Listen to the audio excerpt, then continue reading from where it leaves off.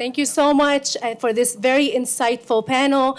Now we're going to welcome Commissioner at U.S. Commission on International Religious Freedom, Frank Wolf, for some remarks.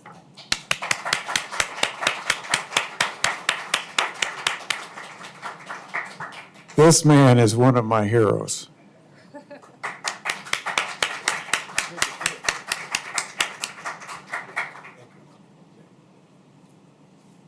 Well, good morning. My first comments will be really on behalf of USCIRF, and then after that, I'm going to make some personal comments that I'll be speaking not for USCIRF, but I'll be speaking for myself. I'm a commissioner of USCIRF, and for those of you who do not know, I'm sure there are not many, but USCIRF is an independent, bipartisan federal body that advises the President, the Secretary of State, and the U.S. Congress on religious freedom conditions abroad and on U.S. foreign policy measures to advance freedom of religion or belief. USCIRF continues to monitor and report on challenges faced by both the Copts and Christians, Egypt's indigenous Christian community, and other religious groups in Egypt. Last month, we released our 2023 annual report, which summarized religious freedom conditions in Egypt and several other countries over the prior years. In the report, USCIRF renewed, and I stress renewed, its recommendation that the Secretary of State place Egypt on the State Department's special watch list of countries with systematic and ongoing violations of religious freedom. In months since we've released the report, our Commission's professional staff also returned to Egypt for its first official visit since the onset of the COVID-19 pandemic. On the trip, I was not on the trip, but on the trip, they saw clear indications of some priorities that the government has placed on increasing religious tolerance among all Egyptians. We will continue to monitor and point out areas in which Egypt is making strides toward that target. At the same time, however, USCIRF will also continue to raise the concerns about religious freedom conditions in Egypt. Although increasing religious tolerance is praiseworthy, it is not synonymous with ensuring religious freedom, as outlined in Article 18 of the Universal Declaration of Human Rights and other international instruments. It is internationally agreed upon standard of religious freedom from USCIRF evaluates in the reports. In applying these standards, USCIRF has determined that religious freedom remains systematically restricted today in Egypt. USCIRF has been following religious freedom issues in Egypt for many years. Our policy recommendations to the U.S. government take each country on its own basis, looking at each year alone without comparing or ranking countries one against the other. The annual reports, as well as various other publications, podcasts, and social media messages throughout each year have noted areas in which the Egyptian government has taken some positive steps toward promoting religious tolerance or acknowledging religious diversity. For example, this year's annual report notes the government's ongoing cultural preservation projects restoring historic Jewish synagogues, its appointment last year of the first Coptic Supreme Court judge, and the fact that the government has continued to approve some churches for registration under the 2016 church construction law. We have also noted the absence of a 2022 large-scale attacks on Copts, such as church bombings or attacks on pilgrims to religious sites. And we reported on President Sisi's announcement on a national dialogue, which last month the government finally launched, allowing some religious and civil society groups to contribute to sessions with government leaders and other stakeholders. However, the annual report of USCIRF also reflects evidence of ongoing and systematic restrictions on religious freedom that the Egyptian government either commits or tolerates. The most significant of these violations occur through the criminal justice system, including police state security officials, prosecutors, and courts, due to its enforcement of a variety of laws against religious freedom advocates and members of religious minority groups. The government regularly subjects such individuals to surveillance, interrogation, arrest, arbitrary detention, trials without due process, and disproportionate or outright unmerited sentences. In addition to the charge of insulting the heavenly religions under Provision 98F of the Penal Code, sometimes called the blasphemy law, Egypt also wields counterterrorism and cybercrime statutes against religious prisoners of conscience. It also targets them, as you know, for the all-purpose accusation spreading false rumors against Egypt. The 2023 annual report highlights several cases of individuals who have suffered the Egyptian government's arbitrary and weaponized use of the criminal justice system over their dissenting religious beliefs. Many such people, as you know better than anyone, are the Copts, the country's largest religious minority. For example, Marco Gergis is serving a five-year sentence, having lost his appeal last year for allegedly using his mobile phone to store explicit messages. The state prosecuted, convicted, and sentenced Marco, a non-Muslim, for perceived insults to the Islamic faith, as well as breach of the cyber crime. Prisoners of conscience, a category of detainee that includes religious prisoners of conscience, along with general human rights activists, journalists, lawyers, suspected political opposition members, may currently constitute more than 60,000 people, more than 60,000 people within the Egyptian prisons. In 2022, President El-Sisi's administration released, we're grateful for that, in select cases, and pardoned several hundred political prisoners, with more and more releases announced in the months leading up to the COP27 climate conference. However, the number of currently detained prisoners of conscience, including religious prisoners of conscience, remain unacceptably high. Equally concerning is what happened to those prisoners who are released. We are concerned with the well-being of two Copts, Rami Kamil and Patrick Zeki, and a Muslim, Rita Abdul Rahman, who were released after years of arbitrary detention for unsubstantiated charges, including blasphemy, spreading false rumors, and terrorism. All three of them remain under official or unofficial travel bans and endure continued state surveillance. We believe the facts surrounding unjust travel bans in these cases are clear. We will continue to urge the U.S. government, our government, the American ambassador in Egypt, and all the State Department people to help ensure the protection of the freedom of religion or belief of those and others formerly and currently detained individuals. We are also concerned that Egyptian officials have offered virtually no indication that Law 98F will be repealed or that Egypt will cease to actively enforce it against Copts and other religious minorities. There are other steps the government can make to increase protection of religious freedom in Egypt. Some of the government's recent overtures toward Copts have not fully succeeded in assuring religious freedom for many Christian congregations and individuals.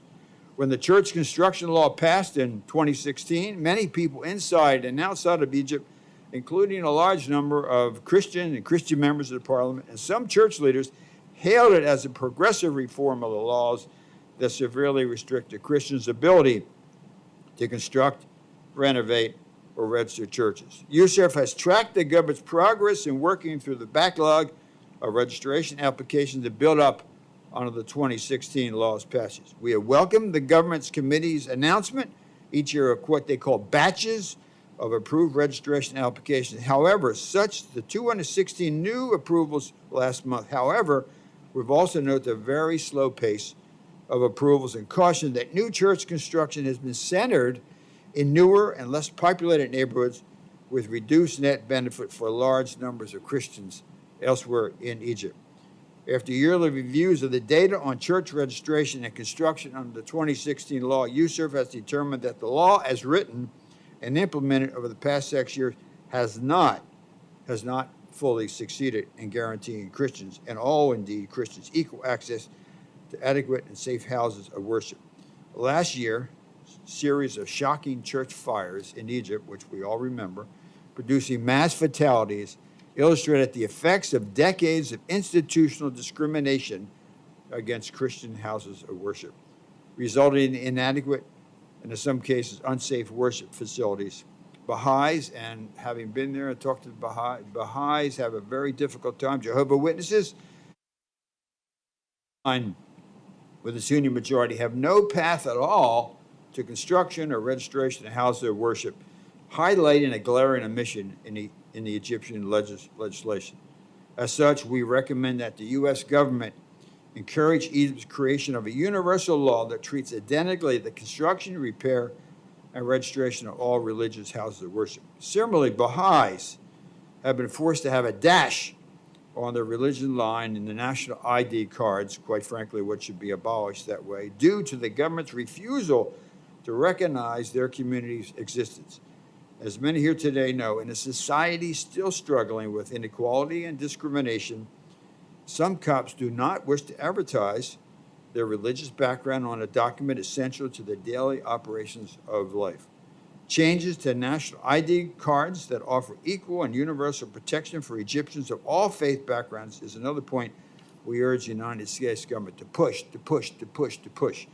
with regard to the Egyptian government. USERF believes the U.S. government should acknowledge that Egypt is well positioned to go beyond the grandiose nods of religious tolerance.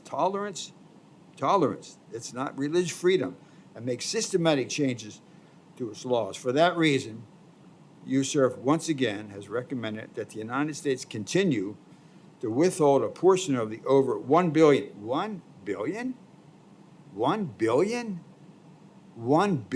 a year, and we can't have an impact on the Egyptian government?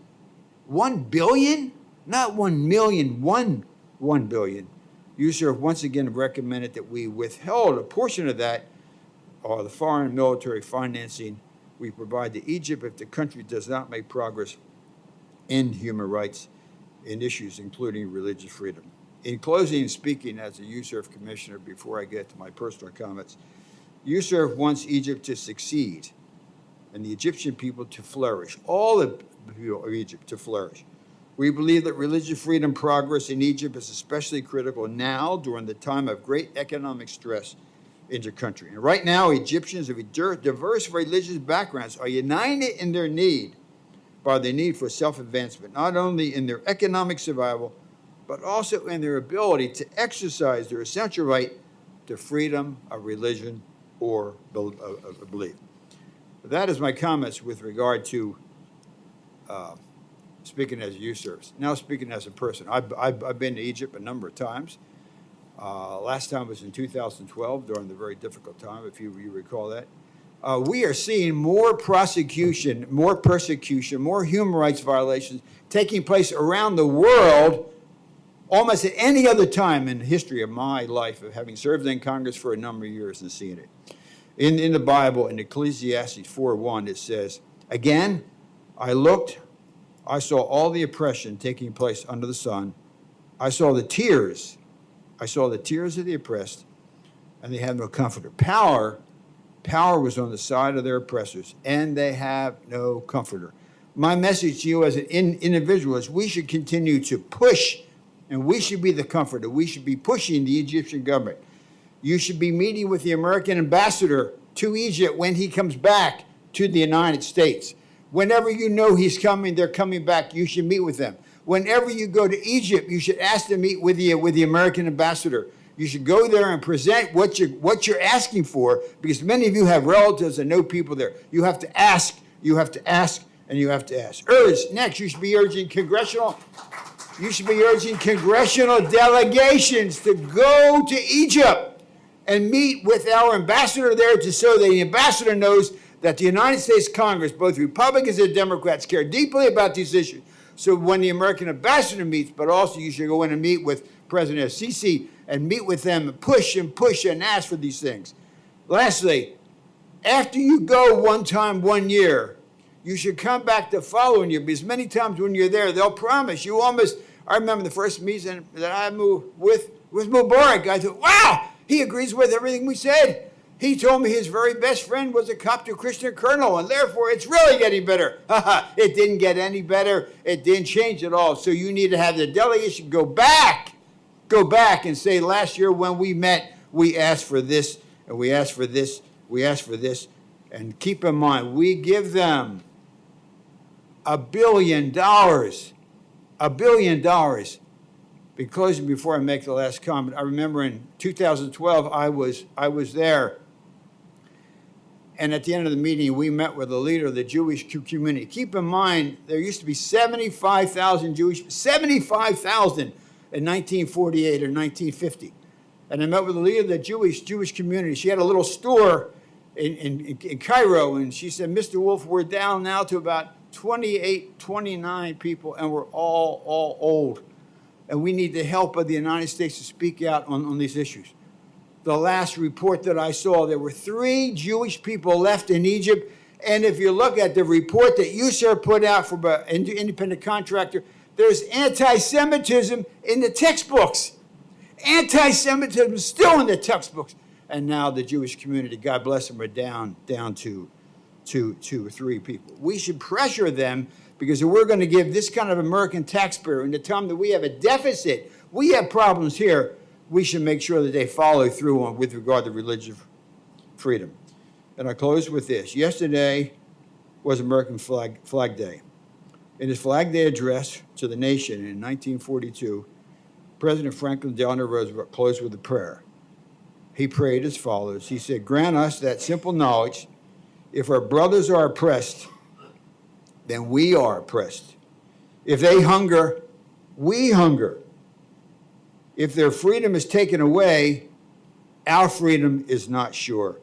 Grant us, he said, the common faith that man shall know bread and peace, that he shall know justice and righteousness, freedom and security and equal opportunity and an equal chance to do his best, and not only in our own lands, but throughout the world, and that includes Egypt. Thank you very, very much.